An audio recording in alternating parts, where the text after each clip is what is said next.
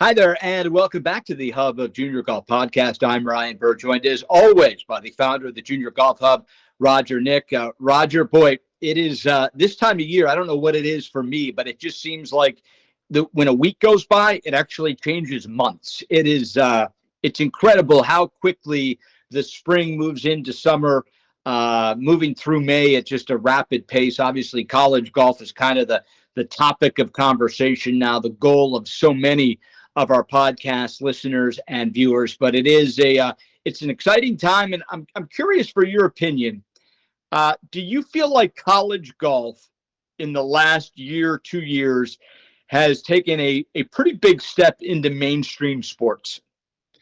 Ryan, well, that's a great question. I would say for sure, and I think it's only going to get bigger as we continue with the PGAU programs with the men's, and as we spoke about last week with the women's, there's going to be something happening there. There's going to have to be something happening there because otherwise, I think we're going to see this jump from junior golf to LPGA golf potentially, and college golf is kind of sitting there. Well, we want the best players too, right? So, and they're getting some great players. Obviously, I'm not saying that they're not, but the reality is that college golf is the place to be, if you will. If you're a golfer, a junior golfer, aspiring to be on the big tour someday or the big stage, I see this as the place to be, right? Because you're going to get 4 years of, let's say maybe 4 years of development, at least 2 years of development. It seems like they're going to play against the best competition. They're going to be able to get this advanced start into the PGA or LPGA tour, hopefully one day. So that's really, I think it's the place to be. Yeah, I agree with you 100%. And, unfortunately, you can see just how important it is in men's golf. Certainly, you are seeing some of the best players that for sure 100% would have already started their pro careers are actually making the decision to stay in college because PGA Tour U it is so profound the advantage that gives the players. You now have the very best players. And you've never seen this in any other sport. You're seeing players stay another year of college because the reward outweighs what they could do without it, leaps and bounds. And certainly we are hoping that exact same thing finds women's golf in the college game in a quick amount of time. Welcome to our guest. Go ahead, Ryan. Sorry about that. On that note, I mean, it was just finding out. If you look at like the Canadian tour, the Americans tour, one of the things I thought was very interesting. We have a situation where if you finish in the top 20 on the Canadian tour or the Americans tour, you no longer have a place to play the next year, right? You actually get bumped out and you have to go back to Q school. So that's how prevalent or important the college PGA Tour U is now. Yeah. They actually have more advantage if you finished, let's say, the World Challenge Cup Tour out in Europe or the DP. You may not have a place to play, even though you're in the top 10 in the order of merit or their money list. So that's how important it is. Yeah, I've said it before. I think it's the most successful partnership that the NCAA has ever made. Unfortunately, they've made a lot of mistakes, the NCAA, but this one is great. And certainly we hope women's golf is added in some realm where they can follow the same blueprint. With that said, we welcome in our guest to the Hub of Junior Golf Podcast, Shannon Sykora, the coach at Florida Gulf Coast. And Coach, thanks so much for joining us. Let's just have a brief discussion from your end. I'm sure you've seen it, just how good PGA Tour U has been for the men's game. And I'm sure that the women's coaches, like the men's coaches, are licking their chops, hoping something like this comes their way. Yeah, absolutely. Thanks for having me, by the way. Great to be here. And I would just second that. I mean, just the fact that it just gives the women's game a platform where they can really shoot to the LPGA if you're the best. And obviously, I mean, the best of the best in college, are unbelievable players every year. You see it. So I think it would be great. Obviously, there's, they got to work some things out with that. But it's just worked so great on the PGA Tour level that why wouldn't you try it? And it almost works opposite in the women's game, where collegiate ladies are missing monster. I mean, this time of year is the time of year you need to be loaded for bear, and you have some of the best players in college that are taking their opportunities, as they should, because there's not another reason. I mean, if you're invited to play in something in the middle of your conference championship, you kind of have to take that opportunity. But boy, it has put women's college golf coaches in a bit of a bind, not having their best players at the time of year when it matters the most. Yeah, for sure. Um, the women's game has just grown so much exponentially. I've been doing this, around 13, 14 years now. And I was at a Division II school, and just the explosion from how good those teams at the top got. And then obviously at this level, Division I level, I mean, the top women are just, they're really pros for the most part. Yeah. Yeah. Well, Florida Gulf Coast, for those that don't know, it's in a place called Paradise. The west coast of Florida. It's got to be that has to be the ultimate ace in your up your sleeve in recruiting, coach. It is nice for sure. I moved over from Fort Lauderdale, so it was just straight west for the most part. So that was great, and it's a fantastic university. I've been here a couple years. This is my second year headed in, and I just love it. My family loves it, and now I'm kind of getting my bearings here, and we just have fantastic resources, and got a great core of players. So that's been great as well. Well, Coach, speaking on that, I think one of the tough things, or one of the things we hear quite often from our parents and our listeners, is how do you get those players? Like, obviously, you've been successful in the where you've been. You're coming now to a Division I program. Is it going to be slightly different? But what are you looking for in those players that you're recruiting? Well, basically, I mean, again, we're looking for the diamonds in the rough for the most part, and I think it starts with the love of the game and having that passion to be able to just go out, practice, play, and just do that. And most good players do that on their own. But then again, we're looking for girls that kind of have high ceilings that haven't really maybe gotten there yet, and maybe don't play in the biggest tournaments.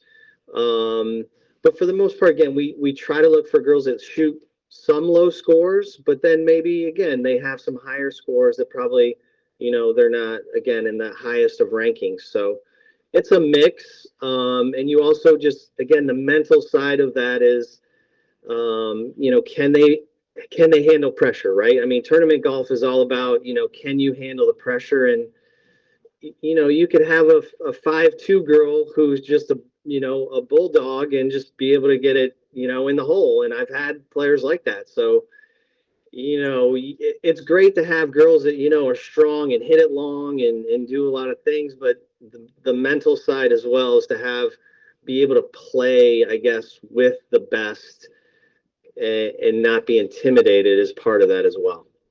Coach, you're obviously in one of the big three states that supplies the most amount of junior golfers into the college game: California, Texas, and obviously Florida, where you're based. Yeah. We have a huge following on this podcast in the state of Florida, as you might expect, just because the number of junior golfers is so large. As a state school, how big of an advantage is it to be in Florida, to have the in-state tuition, to have the Florida Bright Futures, which for those out of state, it is a fund that obviously gives kids that academically qualify a scholarship before the golf scholarship kicks in.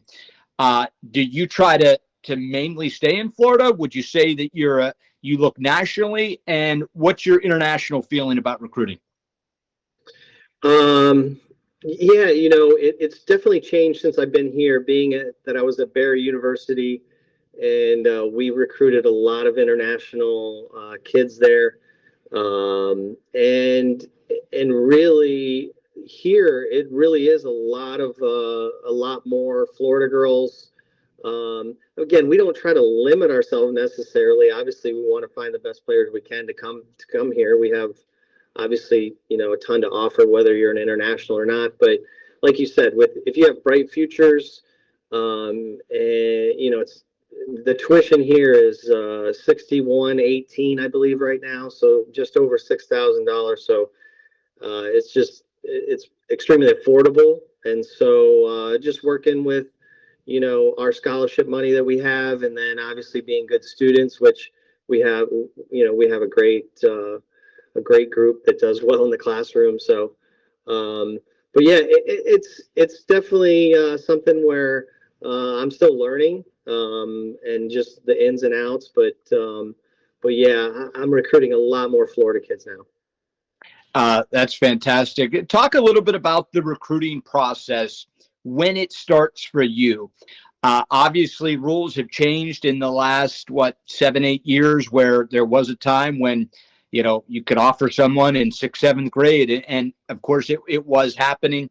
Things have been pushed back into that June 15th after their sophomore year, which gives everyone kind of an even playing field, in my opinion, Coach. But what is your process as far as starting the recruiting process? Yeah, I mean, again, I think it's a little different every year, obviously. And just coming into the situation I came in, we didn't have a ton. We already had quite a bit of players here. So going into every year, you're trying to kind of number one, see what's out there. Number one, what's best there. Um, I would say I always want to hold back a little bit, because you never know who's going to fall through the cracks. I kind of learned that at a D2. It's just, you kind of want to see and be able to offer someone that falls through the cracks possibly. So I learned that from Jimmy Staub's Hall of Fame coach there at Barry. So he coached Adam Svensson, you guys, PJ Tour player. So he fell through the cracks a little bit, and Jimmy was smart enough to get him to Barry. So, but it has changed, and I like to see girls just kind of come through a little bit and have some maturity. We do have some commitments for 25, so that's again, that was rare for me. I think a little bit as far as in D2, you kind of wanted waited to see them mature a little bit, and then go from there. And it hasn't changed that much, but I think I just have a better outlook of the players that we're trying to get here in 25, and we have a great class for 24 coming in. 3 girls, 2 of them from Florida, one's from Ohio. So we're excited about them coming in, and then, like I said, we already have a commitment for 2025. So Wow. So again, it'll change, depending on how much scholarship you have that year, obviously, and players coming out and going. That's kind of how it's looked at. Yeah, Coach, as you are preparing for the years to come, and we're getting Florida Gulf Coast more attention through this podcast, what would you tell the audience about what's a day in the life look like for those players? So obviously we know that you're a really good player. You bring a lot of experience there. Is that something that you instill, or your day looks, or your practices that you set up, or for that development? So tell us what a day in a life looks like. Yeah. Well, I pretty much tell you a week is probably a little easier, just but basically we work out on Tuesdays and Thursdays at 6 a.m. So those 2 days we have individual skills. So I'll take a few players out depending on their schedule, and I try to make those days more for them to schedule what they need to do. So if they need to take care of things, those are the days that they take care of. Mondays, Wednesdays, Fridays, and Sundays are usually our longer days of practice. So we might play 18, or we might practice just based on what's coming up, that kind of thing. So that's basically how I explain it to recruits. And again, the schedule is subject to change, obviously. We're doing stuff. We're doing PDI stuff that we started, and I think Thor Parrish, who's one of our alums, he's just a awesome wealth of knowledge for us, especially just, and he's helped us this spring. So just those things we're trying to incorporate as well. Moving forward, our golf course is actually being redone. So practice facilities being, completely redone, and so that's not opening till January. So we'll be displaced a little bit, but it's not too terrible because the other courses we have are phenomenal as well. So, yeah, that's basically the schedule. Again, we try to work on, my basic philosophy really is to try to teach them how to play golf. Not, we always want to get into the golf swing and this is here and this is there, but there's a lot of golf swings. You guys know that. And I think again through the PDI, no matter what your golf swing is, you can kind of see where you're at and get physically better regardless of what your move is, right? So that's what I love about that. And again, our schedule will evolve a little bit as we go. Coach, obviously, a junior player plays a tournament somewhere, and they have a score, and that score is the only thing you could see, unless by chance you got far enough in the process that you were able to see that player. But you see a score. When you watch your players go through PDI, how much more information does that give you, Coach, than just a score? I just think it's a great baseline to, to number one, see, okay, well, this is, and again, I would say most of our girls have some deficiency just, physically. Like a rotation of their, most of them are obviously a lot flexible in certain areas and others they're not. So, but I think it's a great baseline, like I said, and then you can see, again, you can put them under pressure situations a little bit and see how consistent they are and kind of go from there. Obviously, there's no substitute for playing, right? I think, I learned that a long time ago. I've seen a lot of guys on the range chop it around the range and then, go out there. In fact, Bobby Clampett was telling us a story a couple of years ago. We had gone in to see him down here. He's down here. And he was saying Tiger, because obviously he followed Tiger a lot. And he said Tiger at Firestone was hitting it as bad as he's ever seen him hit it on the driving range. And he went to the first tee, hit a stinger down the middle, punched it onto the green, made the putt, shot 62. So, and he said on the driving range, he couldn't keep it on the driving range. So, there's that obviously, but I think, technology, you can kind of, again, the awareness of can you shape shots when you're asked to, Yeah. So I think that it's just a great tool.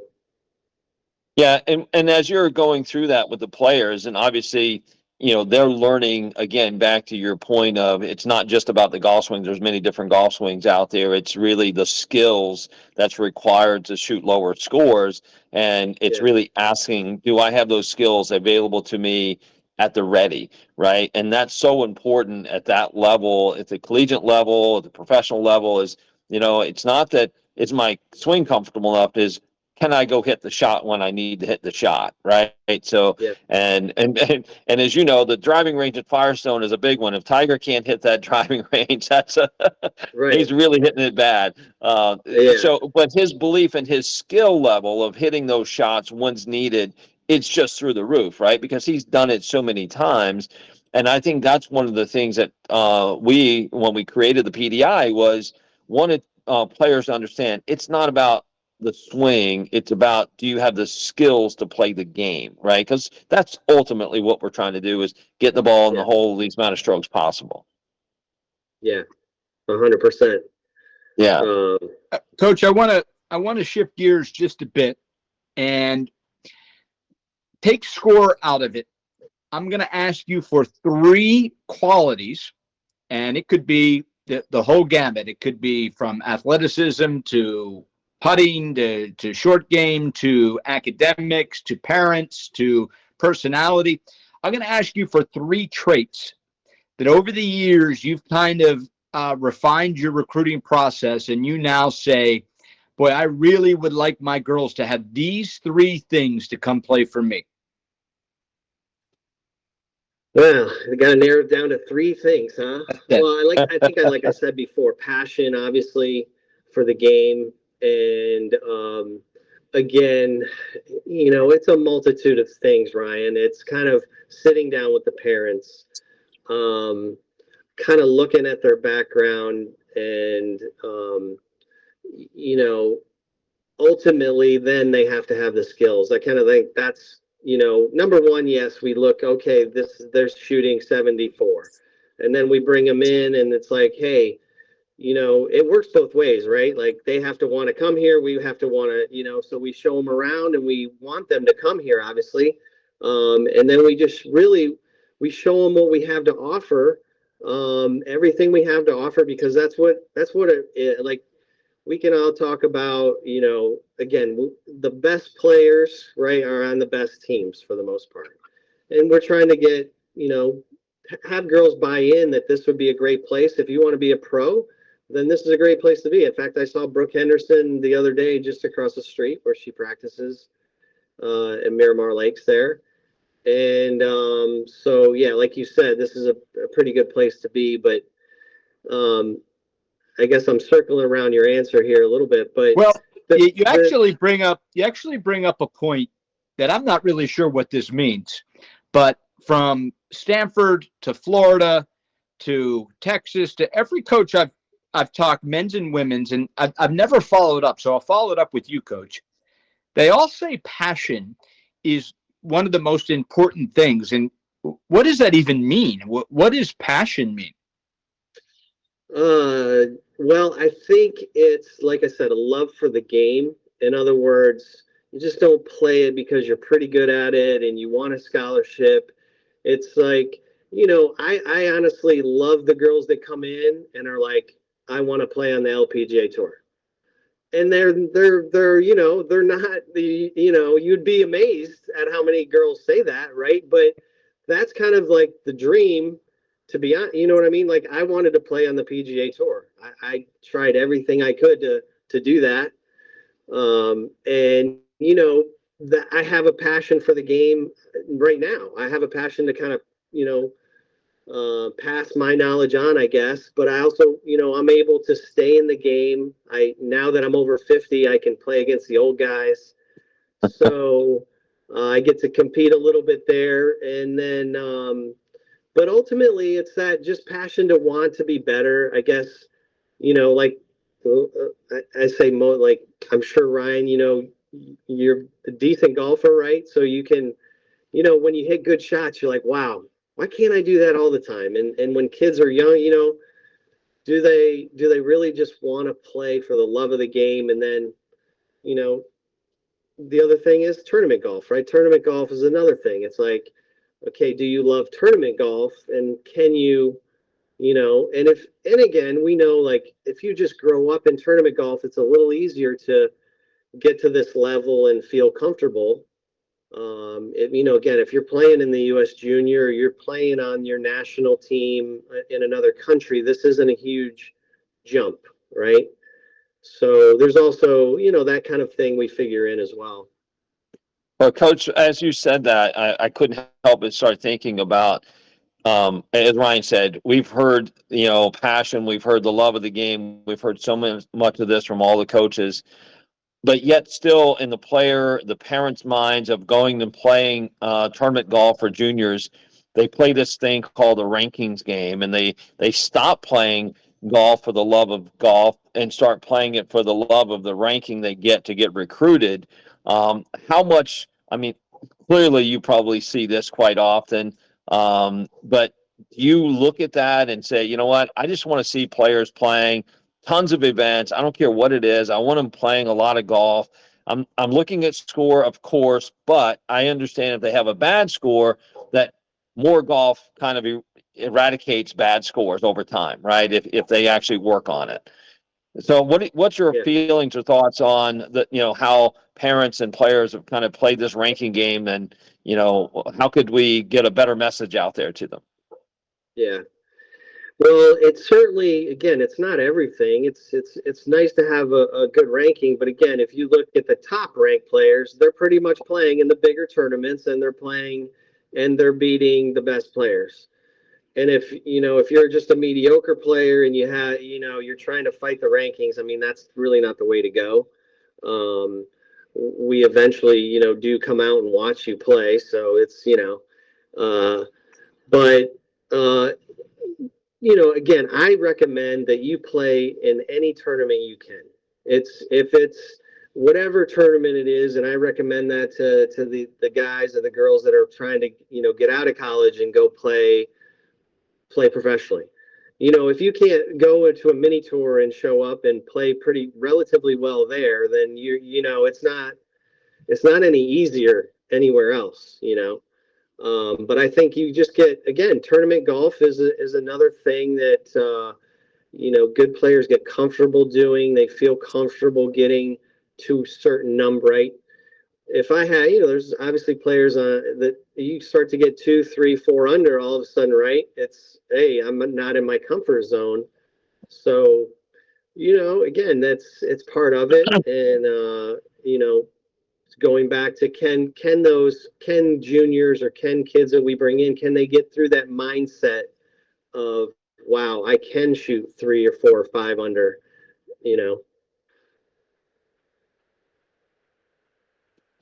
Yeah, no doubt. You want to have that mindset to go out and play golf and go as deep as you possibly can. We love that. But that's very difficult when you're worried all the time about, my ranking, or, how's this going to affect me if I actually have a bad score? And I think players tend to think negatively about, having a bogey or a double bogey on their scorecard, even though they may actually have 6 birdies, right? I mean, they're so worried about, the end result that they forget. Just play the game because you love it. And you're going to have double bogeys, you're going to have triple bogeys, but you're also going to have birdies and eagles and pars, right? So really interesting. I can work with the 6 birdies. I always say, and I always say that I say that all the time, actually. I mean, if a girl, has shot 67, 68, it might have been in between, some 79s. Again, it's probably she's out of her comfort zone, but it obviously shows that you can do it. If you can do it once, I've always said, if you can do it once, you can do it again. And so, yeah, we're always looking for that. And, and again, score, man, I especially the last year, really going to some junior tournaments. I mean, I've seen some unbelievable players that a lot of talent anyway, shoot 79, 80. It's really not that, Golf's hard. Exactly. Exactly. And if you do if you don't really know what you're doing out there, it's really easy, like you said, to make a double and a triple and whatever. And, again, we watch that. Mostly I watch to see how you're going to bounce back, right? I mean, do you make another double, or do you kind of bounce back with a par or a birdie, or do you steady yourself, right?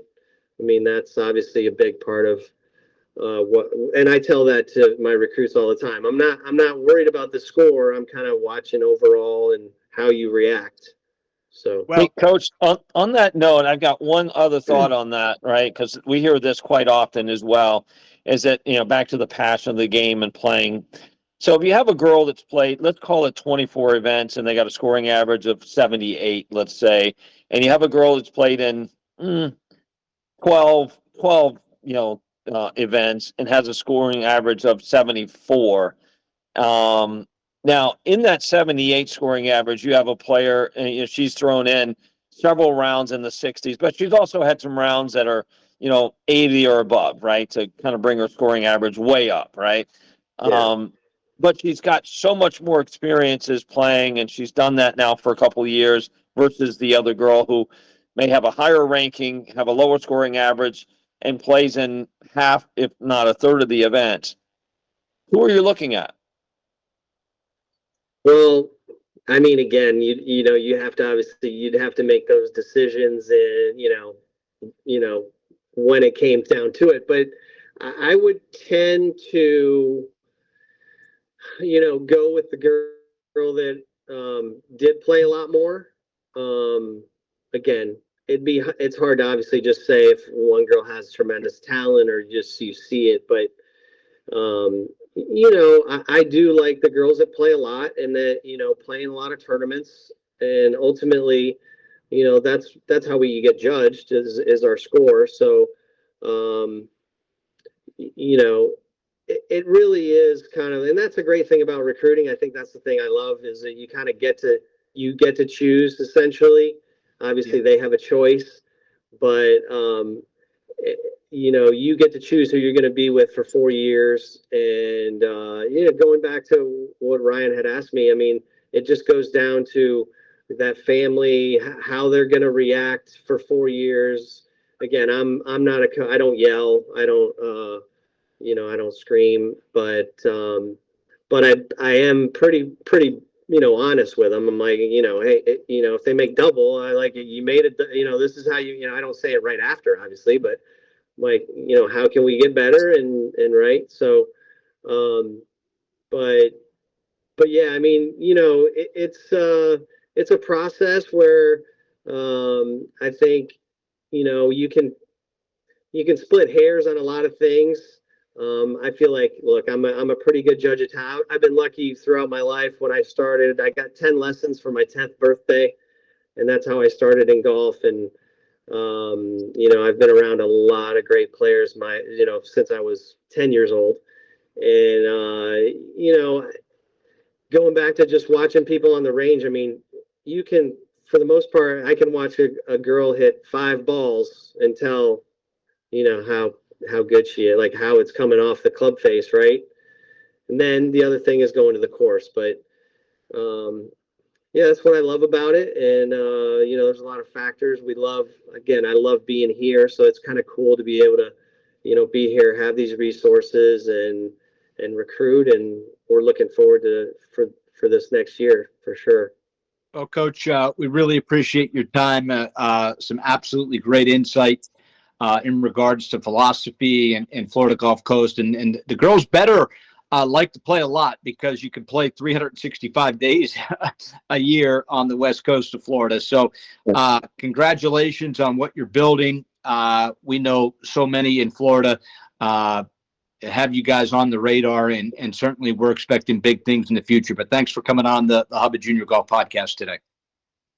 You got it, guys. Thanks for having me. Appreciate it. Have fun. I'll listen in.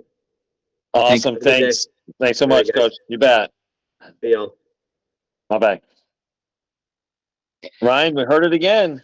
Yep. Yeah. I mean, really, you put him on the spot, Roger, to put him on the spot.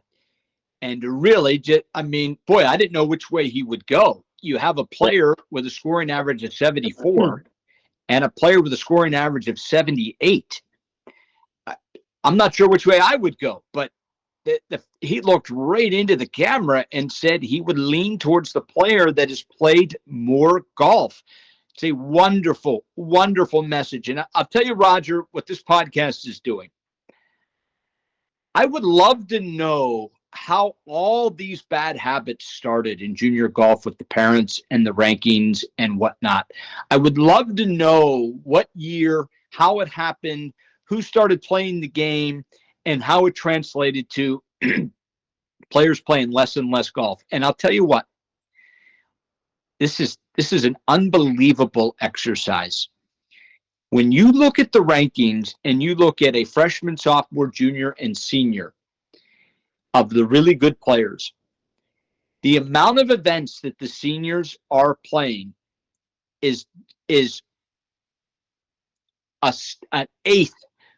I mean, it is a massive difference from where they were their freshman, sophomore, and junior year to get to where they got. People, for whatever reason, have started playing less and less tournament golf as they go on to play in college golf, which it's just crazy how this has started. But I think we're getting the word out, and certainly you put Coach on the spot. I mean, They want to see you play. They want to see you love golf. They want to see you play in your neighborhood, in your city, in your state. And then if you're lucky enough to play nationally or internationally, go for that as well. But good job by you. And boy, the message, it's pretty resounding. To take a player 4 shots with a 4-shot scoring average worse because you like how much they've played. And obviously they have to show, as you sprinkled in there, that they've got the rounds in the 60s. So they're a good player. But the idea to play less and protect is it's just dumb.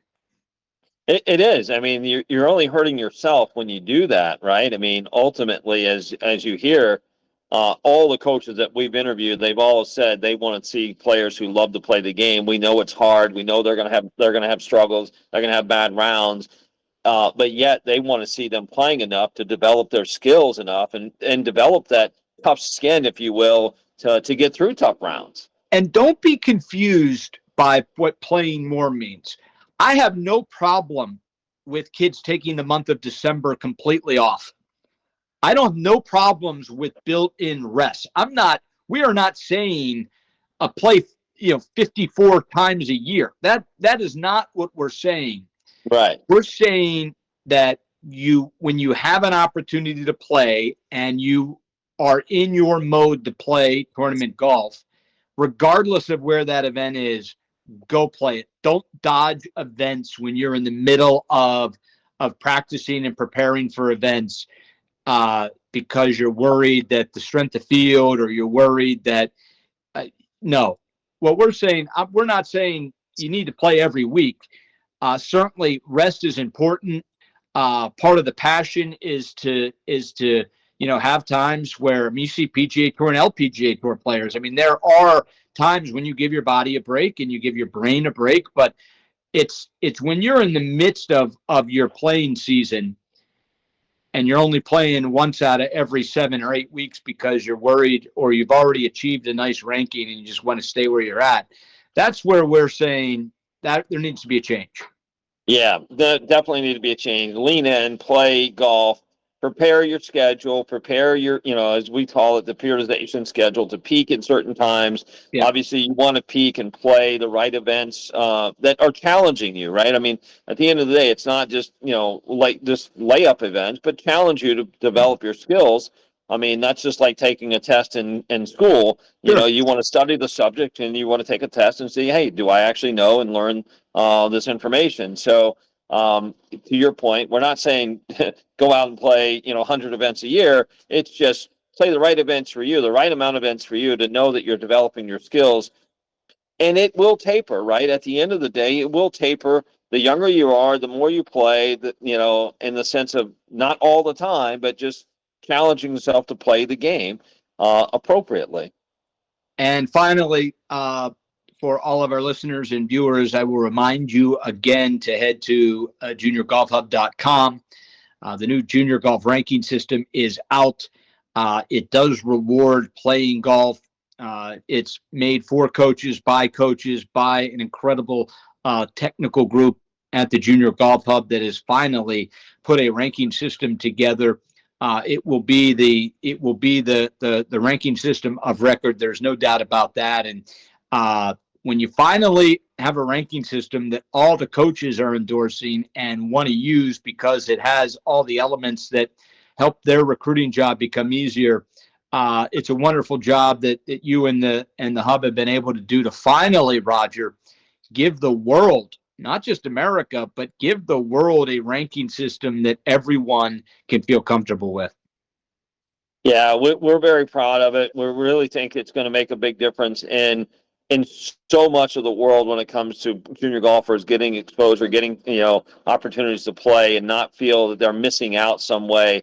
And as he said, as Coach Sykora just said, was he's looking for that diamond in the rough. I mean, and we're going to give more of those diamonds in the rough opportunities to be seen, heard, and showcase their talents because it matters, right? It matters wherever you play in the world. We're recognizing that, and they're going to get that exposure.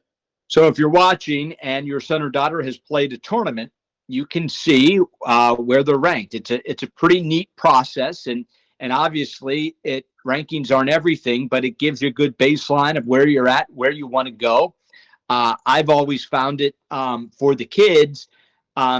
They really get energized by it because they see how far they have to go, or they can set small goals here and there. I want to get to here by when, and I know I got to work really hard to do it. So JGR, phenomenal effort, and we know surely by the numbers, it's unbelievable the amount of people that are logging in and the response we're getting. So congratulations, and we'll continue to see JGR fine tune, get better and better. Ultimately, when that final product does arrive, and the coaches agree that this is the way this is the system they're going to use to start the recruiting process. So, congratulations, Roger. Very, very exciting. We know PDI is coming as well, especially in that world. That's a story for a different day. But another great podcast for sure. A lot of really good information about the recruiting process, about what you should and shouldn't do to get to a school like Florida Gulf Coast. So we thank Coach Sykora. We thank you, Roger. Thank our producer and director, Michael Nick. And for the Hub of Junior Golf Podcast, I'm Ryan Burr saying until next time, so long, everybody.